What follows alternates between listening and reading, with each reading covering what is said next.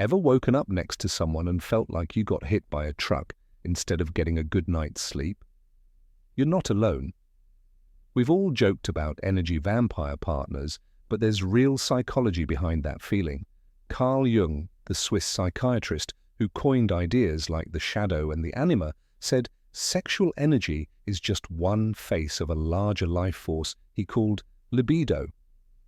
When we share that force with someone whose inner world clashes with ours, the exchange leaves us drained instead of recharged, like pouring premium fuel into an incompatible engine.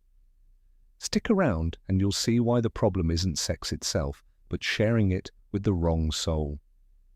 Sigmund Freud framed libido mainly as sexual hunger, but Jung zoomed out and called it the whole river of life energy that powers every instinct, idea, and prayer we launch into the world. Think of it like house voltage. One circuit runs the bedroom, but the same current also lights the kitchen, fires up creative daydreams, and fuels late-night conversations. Jung said that current can flow outward toward people and goals, extroversion, or inward toward reflection and imagination, introversion. Because it's a single, movable force, where we pour it matters. Block its path by staying in a dead-end job or a lifeless relationship, and pressure builds behind an inner dam, showing up as fatigue, anxiety, or outright neurosis until the energy finds a fresh outlet. Jung also stressed that libido drives more than survival. It propels art, science, spirituality, even the urge to tidy a room. If those outlets inspire us, we feel charged. If they clash with our deeper nature, we feel drained. Bottom line, libido is your life battery, not just your sex drive. When you share that battery with someone whose wiring can't handle the voltage, the lights go out for both of you, and that sets the stage for why the wrong soul can steal your spark. Most of us learn the word libido from late-night jokes, and that tiny definition, sexual urge, sticks like glue. But Jung says libido is every ounce of juice that lets you finish a marathon, write a love song, or decide breakfast can wait while you chase a dream. Sex is just one plug on a much bigger power strip.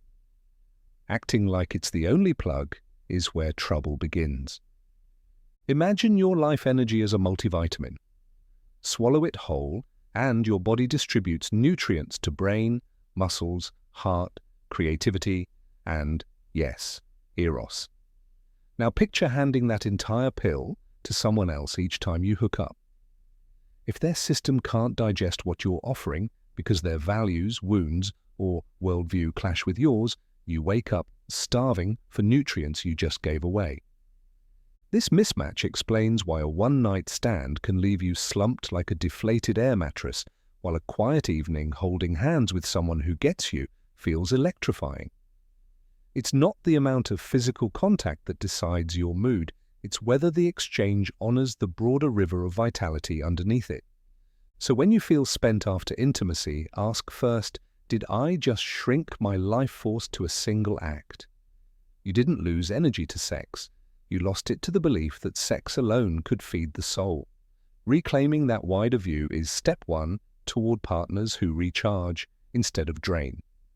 Jung said every man carries an anima, a hidden feminine soul image, and every woman carries an animus, an inner masculine spirit. Each is an archetype that balances the conscious personality. Think of them as in-house consultants. One offers traits you tend to suppress. The other points out blind spots. Ignore them and they simply walk outside and masquerade as your crush of the month. That act of projection, mistaking your inner other for a real-world partner, creates the fireworks of new love. At first, it feels like meeting your missing half. But once novelty fades, the gulf between fantasy and reality shows up as exhaustion. Jung noted that anima and animus only become conscious through relation to a partner, because only then do their projections activate. Translation: if you haven't met your own inner feminine or masculine, you'll outsource the job to someone whose psyche can't carry that weight. The result isn't just heartbreak, it's an energy leak. Learning to dialogue with the anima or animus through dreams, active imagination, or honest reflection plugs that leak and frees you to choose lovers who complement your wholeness instead of completing your fantasy. We all haul around a hidden duffel bag called the shadow, traits we dislike, fear, or never learned to use. It holds anger we label unspiritual, talents we call impractical, even tenderness that once got mocked. Because the ego hates to admit the bag is ours, it quietly drops it at other people's feet and says, "Look what they're carrying." That reflex is projection. In dating, projection feels like instant chemistry that later curdles into blame. At first you meet someone bold and think, finally, someone who says what I can't. Months later, that same bluntness exhausts you. What changed? Nothing in the partner. Your ego simply realized it was staring at a piece of your own shadow it never wanted to own. Holding that disowned energy outside you is hard work, like pressing a beach ball underwater all day. No wonder you feel drained. Jung warned that the most dangerous psychological mistake is the projection of the shadow onto others, because it fuels nearly every conflict. Pull the projection back, and the energy used to prop it up rushes home. The relationship might soften because you've reclaimed the trait, or collapse, freeing both people to recharge elsewhere. Before labeling a lover the wrong soul, check the mirror they're holding. If their quirks light up your nerves like neon, you're probably looking at contraband from your own shadow. Scroll number relationship talk and you'll bump into soul tie warnings, claims that sex fuses spirits forever. Jung never used that term, yet he described the psyche as a living binder that links people through unconscious currents. What social media calls a soul tie, Jung might frame as an archetypal bond, a projection-charged energy loop that feels fated because it taps the collective unconscious. Modern writers add energetic imprints, residual vibrations from trauma or intimacy that replay until healed. The phrase sounds mystical, but the dynamic mirrors Jung's complexes, pockets of frozen libido that keep attracting similar stories until integrated. Even the viral idea of twin flames echoes the anima-animus polarity. The other person looks like your missing half, yet the real task is to embody those qualities yourself.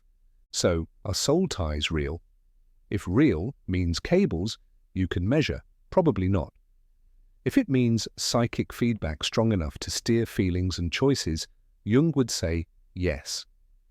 The antidote isn't celibacy panic, but conscious relating, asking, what part of me is this bond illuminating? When a tie feels draining, that's likely your own shadow's imprint, not proof you're chained to someone else's karma. Feeling wiped out after sex often points to a deeper issue.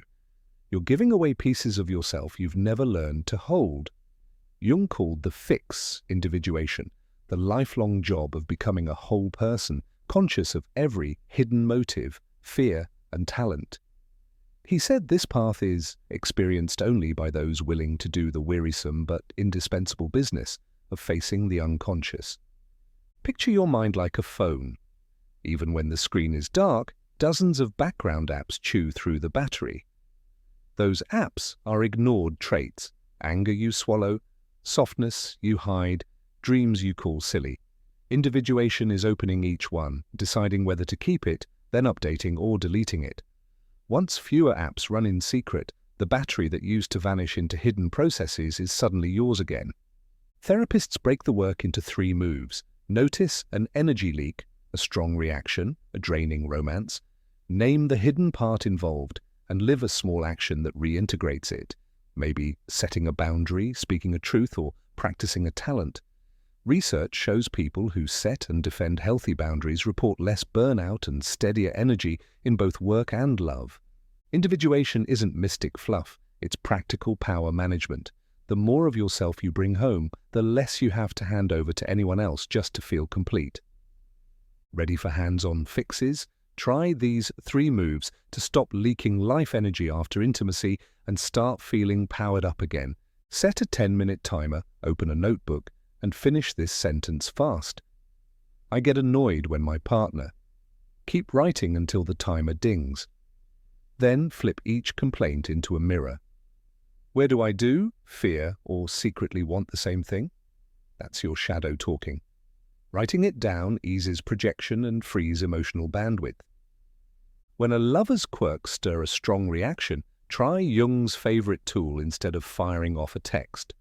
Close your eyes, picture the trait, say recklessness, and let it speak in a short dialogue. Jot down the exchange without censoring. Moving unconscious material into awareness drops the charge around it, so your energy stays with you. Energy isn't just a feeling, it's a budget. Pick one small boundary you've been avoiding, maybe turning off your phone after 9 p.m.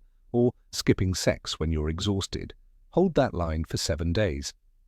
Clear, consistent boundaries lower burnout and improve relationship satisfaction. Think of it as a week-long glucose monitor for your libido. Every no shows you where the biggest leaks live. Repeat with tougher boundaries as your confidence grows. Use these tools together. Own the shadow on paper, befriend it in imagination, defend it in real life. And you'll notice something wild. The next time you share a bed, you wake up with more juice than you started with, not less. Your sex life runs on the same battery that powers your creativity, patience, and purpose. Treat that battery like loose change, and the wrong partner will spend it for you. Treat it like a priceless power pack, and you'll look for people whose wiring matches yours, souls that add voltage instead of siphoning it. Plug every leak you control, own your shadow, listen to your inner anima or animus, and set boundaries that stick. Then watch your body's response around others. Do you feel brighter, steadier, more curious? That's a green light. Feel foggy, cranky, or flatlined? That's your energy meter flashing red.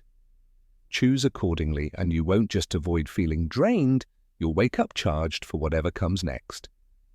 If exploring the psyche fires you up, hit subscribe and tap the notification bell. Each week, we drop new, Jung-inspired tools, shadow work exercises, and real-life stories to help you guard your energy and grow your soul.